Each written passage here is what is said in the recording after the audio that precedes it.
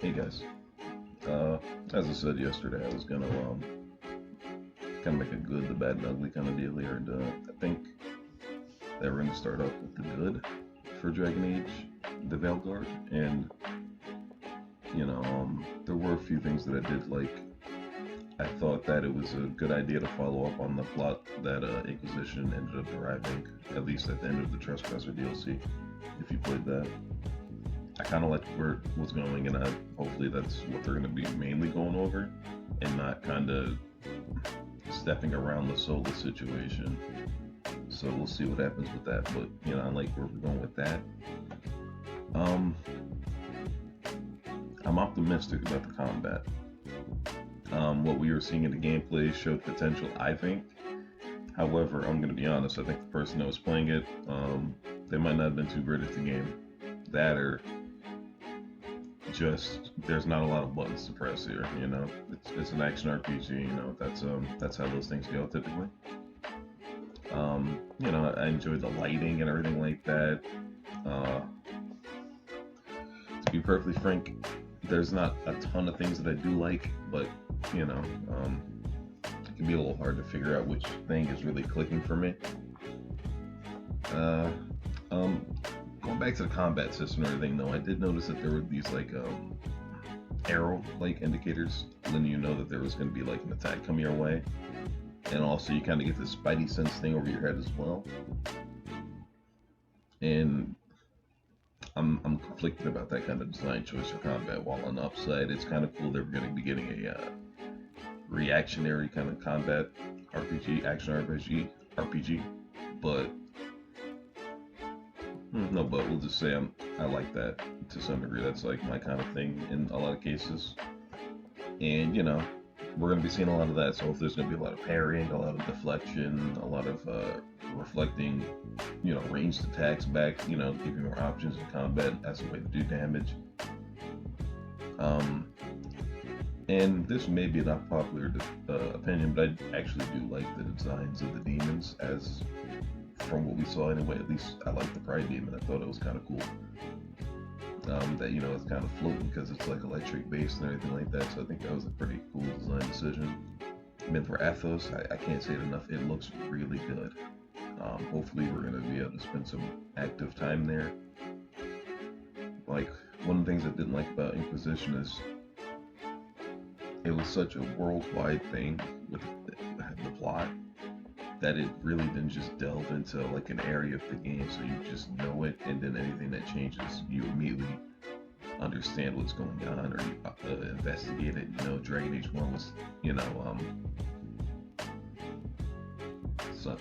Ferelden, and you became intimately aware of Ferelden's politics, their positions, what happened to their king, who's in charge now, after what happened to King Kaelin, In Dragon Age 2, you start off in Lothering trying to escape during the Blight, and you get to the Free Marches, and you become intimately aware with Kirkwall in that city you're residing, and what you're willing to do to protect it, and your family and your friends.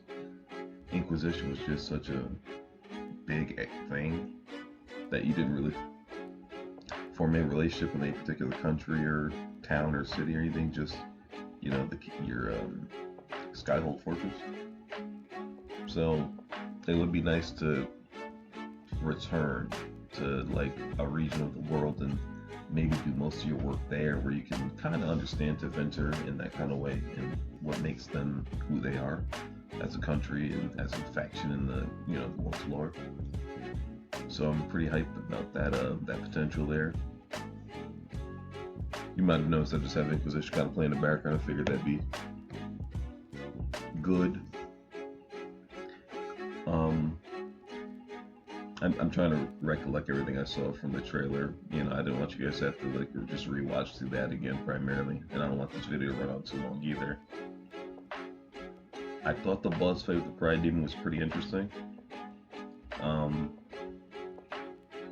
I like that it seemed to be pretty active. It's throwing out AoEs and everything like that. It's swinging around, and it's not just targeting Rook, the main character. It's also attacking like Varric, Neve, or is it Neve? Neve? It's probably Neve. And Harding. So it's not like, oh, ignore the AIs, attack the player, give you a game over. It's not doing anything like that, which is nice. I, you know, I do think that different bosses maybe will offer something else in that realm. So it won't be mash my sword into your head until you stop moving. That was a lot of Inquisition, to be perfectly honest with you.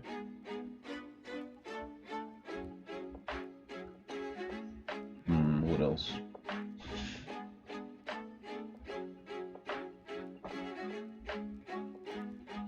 Hmm. I do like Neve's design actually, and some of the other characters. I don't hate the character designs because, like for example, with Neve, I think she's missing a foot. It prompts you to think about what's going on there, and if it prompts you to think that way, and I think that as a result of that, you made it a generally interesting character because it made you ask a question about them, which opens up the conversation to learn more about them and what happened with them. There's other games, Dragon Age games, where a character either prompted me to think about it or otherwise just didn't at all. Like Cassandra in Inquisition was okay, but nothing about her made you go, "Oh, what's this about her?" That being said, she did have unexpected turns where she did move up in like any kind of memorable companion because of the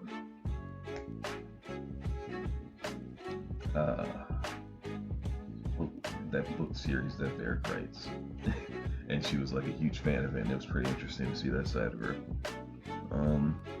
Never really got Sarah, though. That's like a character that just fell flat on me. I think it's interesting how she has this whole like reimagining in her head of what the world actually is like, but she fell on deaf ears for me. Ooh, I think this will probably be the last thing I think too, but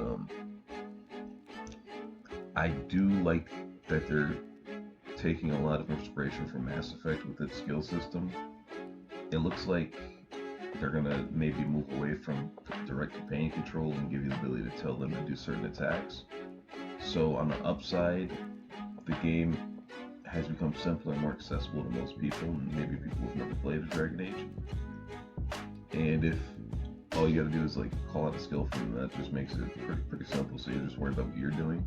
So you can try and min max your damage if you can personally. Anything else that stuck out to me as pretty good? No, I think that's the main things off the top of my head that I think I like. There's a lot of things that I'm in a gray area about, and there's a lot of things that I generally don't like. But that's because my favorite game is still Dragon Age Origins in the series, and they have shown no interest whatsoever returning to that kind of form. So that'll be for another video. Maybe I'll do it today, maybe I'll do it tomorrow. I'm not quite sure yet. But thank you guys for tuning in. Appreciate it. Peace.